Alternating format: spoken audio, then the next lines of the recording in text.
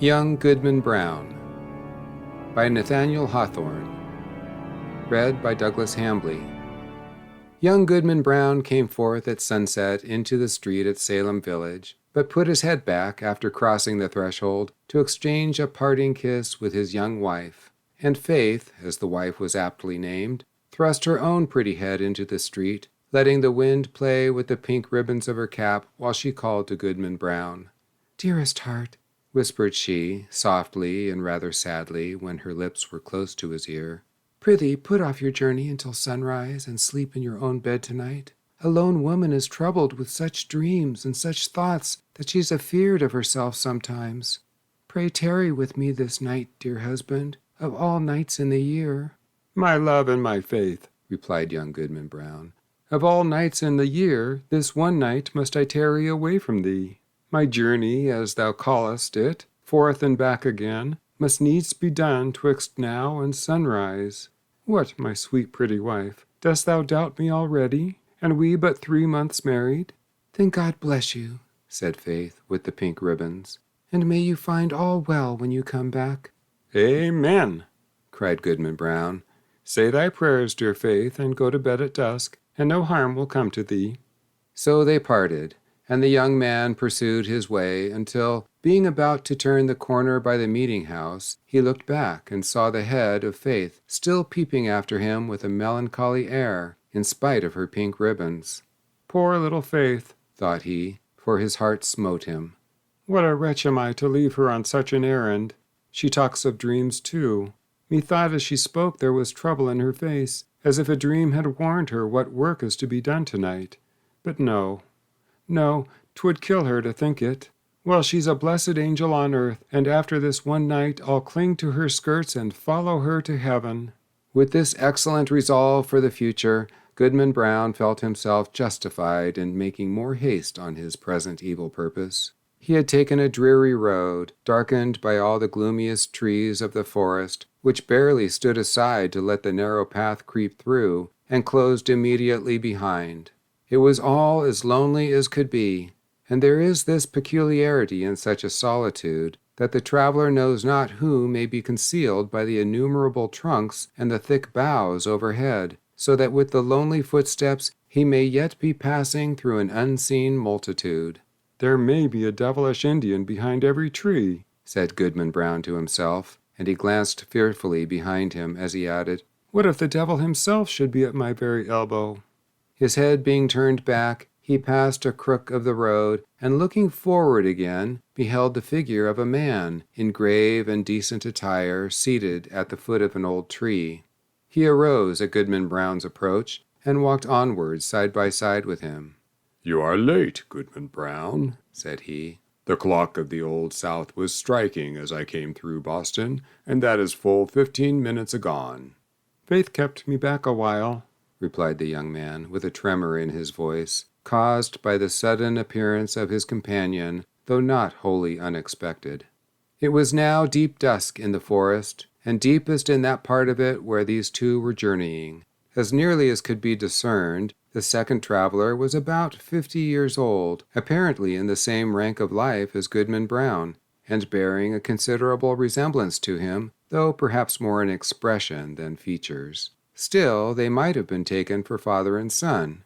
And yet, though the elder person was as simply clad as the younger, and as simple in manner too, he had an indescribable air of one who knew the world, and who would not have felt abashed at the governor's dinner table or in King William's court, were it possible that his affairs should call him thither. But the only thing about him that could be fixed upon as remarkable was his staff, which bore the likeness of a great black snake, so curiously wrought that it might almost be seen to twist and wriggle itself like a living serpent. This, of course, must have been an ocular deception, assisted by the uncertain light. "Come, Goodman Brown," cried his fellow traveler. "This is a dull place for the beginning of a journey. Take my staff if you are so soon weary." "Friend," said the other, exchanging his slow pace for a full stop, "having kept covenant by meeting thee here, it is my purpose now to return whence I came. I have scruples touching the matter thou wotst of." "Sayest thou so?" replied he of the serpent, smiling apart. Let us walk on, nevertheless, reasoning as we go. And if I convince thee not, thou shalt turn back. We are but a little way in the forest yet. Too far, too far, exclaimed the goodman, unconsciously resuming his walk. My father never went into the woods on such an errand, nor his father before him. We have been a race of honest men and good Christians since the days of the martyrs, and shall I be the first of the name of Brown that ever took this path and kept— Such company, thou wouldst say? Observed the elder person, interpreting his pause. Well said, Goodman Brown. I have been as well acquainted with your family as with ever a one among the Puritans, and that's no trifle to say. I helped your grandfather, the constable, when he lashed a Quaker woman so smartly through the streets of Salem. And it was I that brought your father a pitch-pine knot, kindled at my own hearth, to set fire to an Indian village in King Philip's War.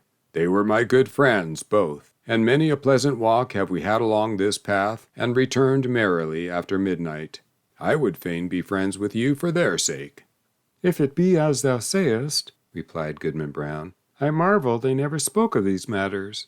Or verily I marvel not, seeing that the least rumor of the sort would have driven them from New England. We are a people of prayer, and good works to boot, and abide no such wickedness. Wickedness or not, said the traveler with the twisted staff, I have a very general acquaintance here in New England. The deacons of many a church have drunk the communion wine with me. The selectmen of divers towns make me their chairman. And a majority of the great and general court are firm supporters of my interest. The governor and I, too. But these are state secrets. Can this be so? cried Goodman Brown, with a stare of amazement at his undisturbed companion. Howbeit, I have nothing to do with the governor and council. They have their own ways, and are no rule for a simple husbandman like me. But, were I to go on with thee, how should I meet the eye of that good old man, our minister at Salem village? Oh, his voice would make me tremble both Sabbath day and lecture day. Thus far the elder traveler had listened with due gravity, but now burst into a fit of irrepressible mirth, shaking himself so violently that his snake-like staff actually seemed to wriggle in sympathy. "Ah, ah, ah, ah," shouted he again and again. Then, composing himself, "Well, go on, Goodman Brown, go on. But prithee, don't kill me with laughing." Well, then, to end the matter at once, said Goodman Brown, considerably nettled, there is my wife, Faith. It would break her dear little heart, and I'd rather break my own. "Nay, if that be the case," answered the other, "e'en go thy ways, Goodman Brown. I would not for 20 old women like the one hobbling before us that Faith should come to any harm." As he spoke, he pointed his staff at a female figure on the path, in whom Goodman Brown recognized a very pious and exemplary dame, who had taught him his catechism in youth, and was still his moral and spiritual adviser, jointly with the minister and Deacon Gookin. A marvel, truly, that Goody Cloyes should be so far in the wilderness at nightfall, said he. But with your leave, friend, I shall take a cut through the woods until we have left this Christian woman behind. Being a stranger to you, she might ask whom I was consorting with and whither I was going. "Be it so," said his fellow traveler. "Betake you to the woods, and let me keep the path." Accordingly, the young man turned aside, but took care to watch his companion, who advanced softly along the road until he had come within a staff's length of the old dame. She, meanwhile, was making the best of her way with singular speed for so aged a woman, and mumbling some indistinct words, a prayer, doubtless, as she went. The traveler put forth his staff and touched her withered neck with what seemed the serpent's tail. "The devil!" screamed the pious old lady. "Then Goody Cloyes knows her old friend?" observed the traveler, confronting her and leaning on his writhing stick. "Ah, forsooth, and is it your worship indeed?" cried the good dame. "Yes, truly it is, and in the very image of my old gossip, Goodman Brown, the grandfather of the silly fellow that now is. But, would your worship believe it, my broomstick hath strangely disappeared, stolen, as I suspect, by that unhanged witch Goody Cory, and that, too, when I was all anointed with the juice of smallage and cinquefoil and wolfsbane." "Mingled with fine wheat and the fat of a newborn babe?" said the shape of old Goodman Brown. "Ah, your worship knows the recipe," cried the old lady, cackling aloud. "So, as I was saying, being all ready for the meeting, and no horse to ride on, I made up my mind to foot it. For they tell me there is a nice young man to be taken into communion tonight. But now your good worship will lend me your arm, and we shall be there in a twinkling." "That can hardly be," answered her friend. "I may not spare you my arm, Goody Cloyes, but here is my staff, if you will." So saying, he threw it down at her feet, where, perhaps, it assumed life, being one of the rods which its owner had formerly lent to the Egyptian magi. Of this fact, however, Goodman Brown could not take cognizance. He had cast up his eyes in astonishment, and looking down again, beheld neither Goody Cloyes nor the serpentine staff, but his fellow traveler alone, who waited for him as calmly as if nothing had happened. "That old woman taught me my catechism," said the young man, and there was a world of meaning in this simple comment. They continued to walk onward, while the elder traveler exhorted his companion to make good speed and persevere in the path, discoursing so aptly that his arguments seemed rather to spring up in the bosom of his auditor than to be suggested by himself. As they went, he plucked a branch of maple to serve for a walking stick, and began to strip it of all the twigs and little boughs, which were wet with evening dew. The moment his fingers touched them, they became strangely withered and dried up as with a week's sunshine. Thus the pair proceeded, at a good free pace, until suddenly, in a gloomy hollow of the road, Goodman Brown sat himself down on the stump of a tree and refused to go any farther. "Friend," said he stubbornly, "my mind is made up. Not another step will I budge on this errand. What if a wretched old woman do choose to go to the devil when I thought she was going to heaven? Is that any reason why I should quit my dear faith and go after her?" "You will think better of this by and by," said his acquaintance composedly. "Sit here and rest yourself a while, and when you feel like moving again, there is my staff to help you along."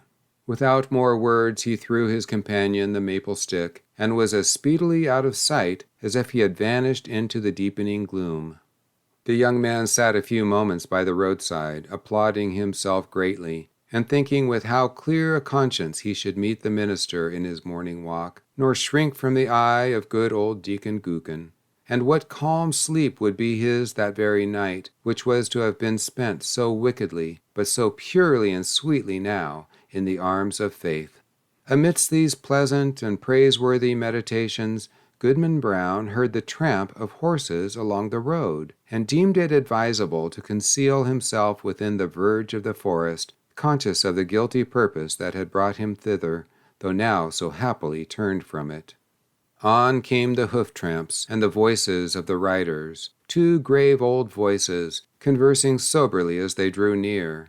These mingled sounds appeared to pass along the road within a few yards of the young man's hiding-place, but, owing doubtless to the depth of the gloom at that particular spot, neither the travelers nor their steeds were visible. Though their figures brushed the small boughs by the wayside, it could not be seen that they intercepted, even for a moment, the faint gleam from the strip of bright sky athwart which they must have passed. Goodman Brown alternately crouched and stood on tiptoe, pulling aside the branches and thrusting forth his head as far as he durst, without discerning so much as a shadow. It vexed him the more because he could have sworn, were such a thing possible, that he recognized the voices of the minister and Deacon Gookin, jogging along quietly as they were wont to do, when bound to some ordination or ecclesiastical council. While yet within hearing, one of the riders stopped to pluck a switch. "Of the two, reverend sir," said the voice like the deacon's, "I had rather miss an ordination dinner than tonight's meeting. They tell me that some of our community are to be here from Falmouth and beyond, and others from Connecticut and Rhode Island, besides several of the Indian powwows, who, after their fashion, know almost as much deviltry as the best of us. Moreover, there is a goodly young woman to be taken into communion." "Mighty well, Deacon Gookin," replied the solemn old tones of the minister. "Spur up, or we shall be late. Nothing can be done, you know, until I get on the ground." The hoofs clattered again, and the voices, talking so strangely in the empty air, passed on through the forest, where no church had ever been gathered, or solitary Christian prayed. Whither, then, could these holy men be journeying so deep into the heathen wilderness? Young Goodman Brown caught hold of a tree for support, being ready to sink down on the ground. Faint and overburdened with the heavy sickness of his heart, he looked up to the sky, doubting whether there really was a heaven above him. Yet there was the blue arch, and the stars brightening in it. With heaven above and faith below, I will yet stand firm against the devil, cried Goodman Brown. While he still gazed upward into the deep arch of the firmament, and had lifted his hands to pray, a cloud, though no wind was stirring, hurried across the zenith and hid the brightening stars. The blue sky was still visible, except directly overhead, where this black mass of cloud was sweeping swiftly northward. Aloft in the air, as if from the depths of the cloud, came a confused and doubtful sound of voices. Once the listener fancied that he could distinguish the accents of townspeople of his own, men and women, both pious and ungodly, many of whom he had met at the communion table and had seen others rioting at the tavern.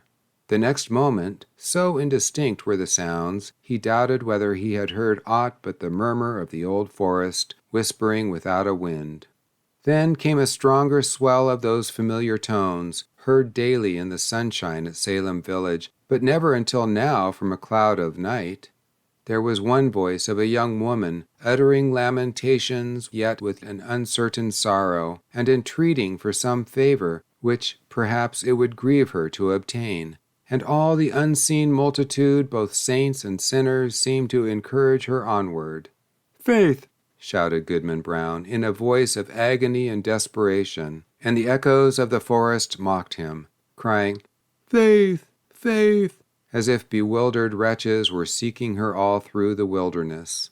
The cry of grief, rage, and terror was yet piercing the night, when the unhappy husband held his breath for a response. There was a scream, drowned immediately in a louder murmur of voices, fading into far-off laughter as the dark clouds swept away, leaving the clear and silent sky above Goodman Brown. But something fluttered lightly down through the air and caught on the branch of a tree. The young man seized it and beheld a pink ribbon. My faith is gone, cried he, after one stupefied moment. There is no good on earth, and sin is but a name. Come, devil, for to thee this world is given. And maddened with despair, so that he laughed loud and long, did Goodman Brown grasp his staff and set forth again, at such a rate that he seemed to fly along the forest path rather than to walk or run. The road grew wilder and drearier and more faintly traced, and vanished at length, leaving him in the heart of the dark wilderness, still rushing onward with the instinct that guides mortal men to evil.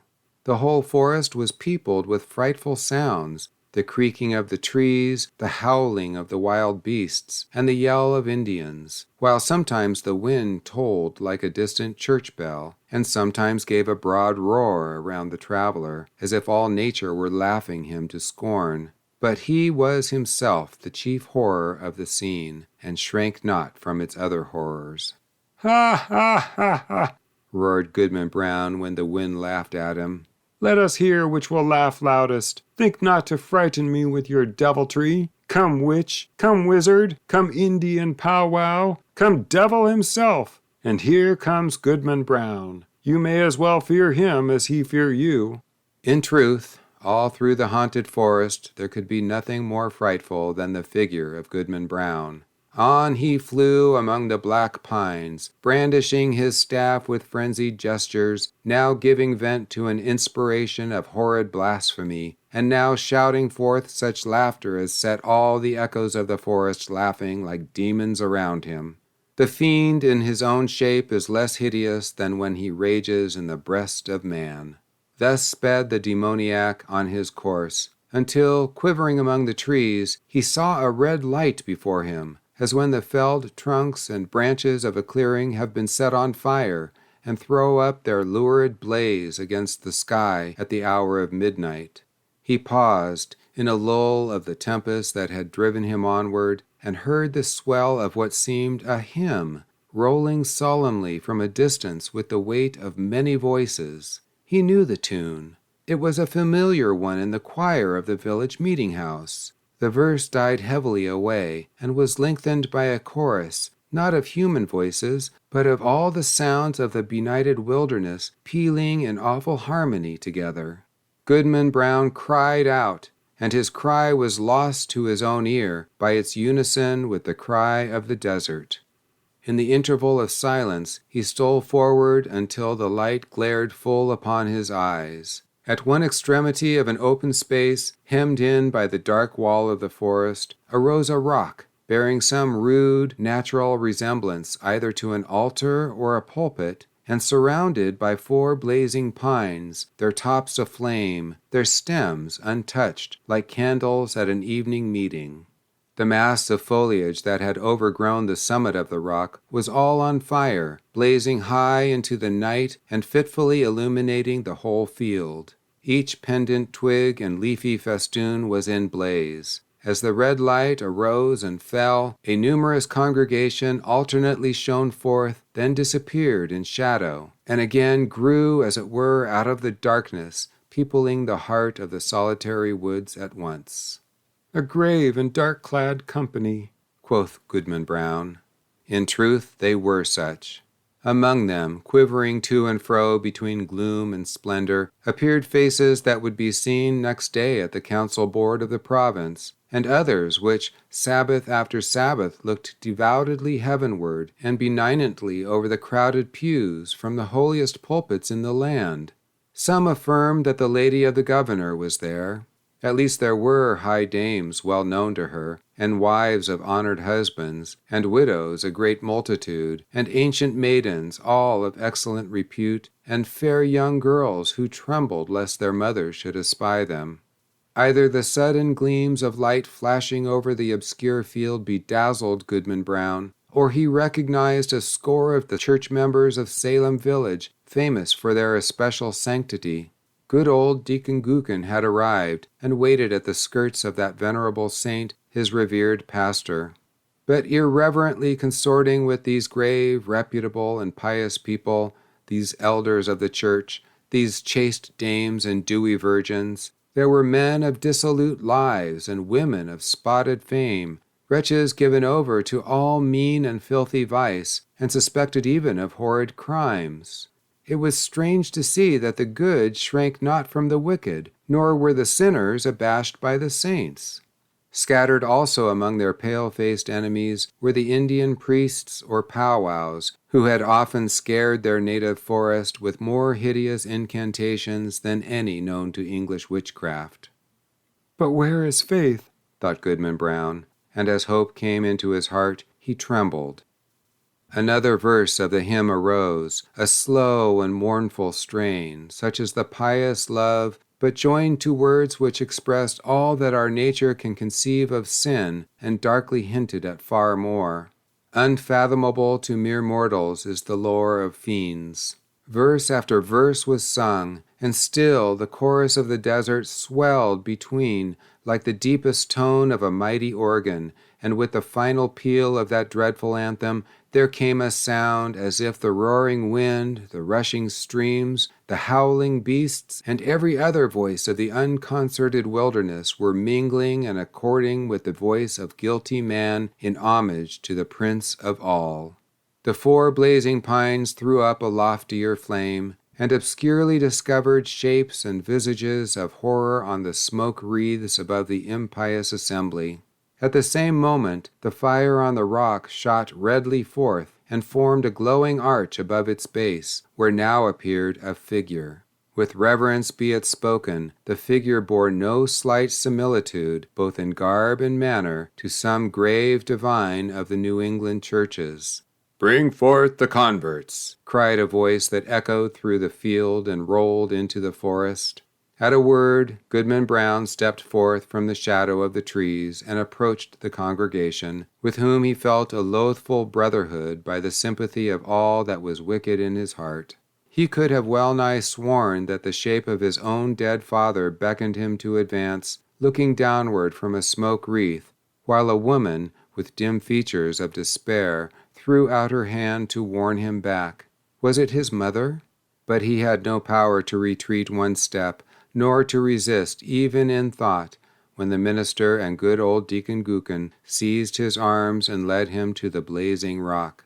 Thither came also the slender form of a veiled female, led between Goody Cloyes, that pious teacher of the catechism, and Martha Carrier, who had received the devil's promise to be queen of hell.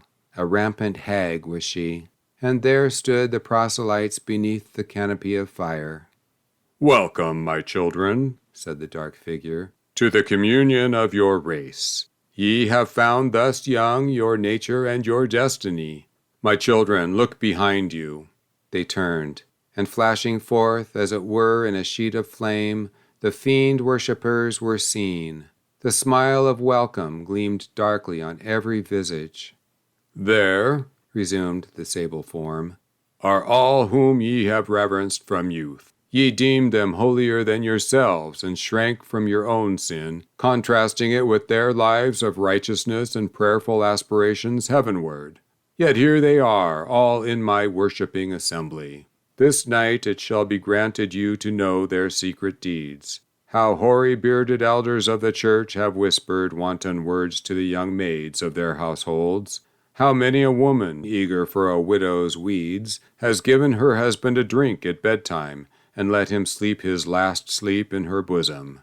How beardless youths have made haste to inherit their father's wealth, and how fair damsels, blush not, sweet ones, have dug little graves in the garden, and bidden me, the sole guest, to an infant's funeral. By the sympathy of your human hearts for sin, ye shall scent out all the places, whether in church, bedchamber, street, field, or forest, where crime has been committed, and shall exult to behold the whole earth one stain of guilt, one mighty blood spot. Far more than this, it shall be yours to penetrate in every bosom the deep mystery of sin, the fountain of all wicked arts, and which inexhaustibly supplies more evil impulses than human power, than my power at its utmost, can make manifest in deeds. And now, my children, look upon each other." They did so, and by the blaze of the hell-kindled torches, the wretched man beheld his faith, and the wife her husband, trembling before that unhallowed altar. "Lo, there ye stand, my children," said the figure in a deep and solemn tone, almost sad with its despairing awfulness, as if his once angelic nature could yet mourn for our miserable race. "Depending upon one another's hearts, ye had still hoped that virtue were not all a dream. Now are ye undeceived. Evil is the nature of mankind. Evil must be your only happiness. Welcome again, my children, to the communion of your race." "Welcome," repeated the fiend worshippers in one cry of despair and triumph. And there they stood, the only pair, as it seemed, who were yet hesitating on the verge of wickedness in this dark world. A basin was hollowed naturally in the rock. Did it contain water reddened by the lurid light, or was it blood, or perchance a liquid flame? Herein did the shape of evil dip his hand and prepare to lay the mark of baptism upon their foreheads, that they might be partakers of the mystery of sin, more conscious of the secret guilt of others, both in deed and thought, than they could now be of their own. The husband cast one look at his pale wife, and faith at him. What polluted wretches would the next glance show them to each other, shuddering alike at what they disclosed and what they saw? "Faith, Faith," cried the husband, "look up to heaven and resist the wicked one." Whether Faith obeyed, he knew not.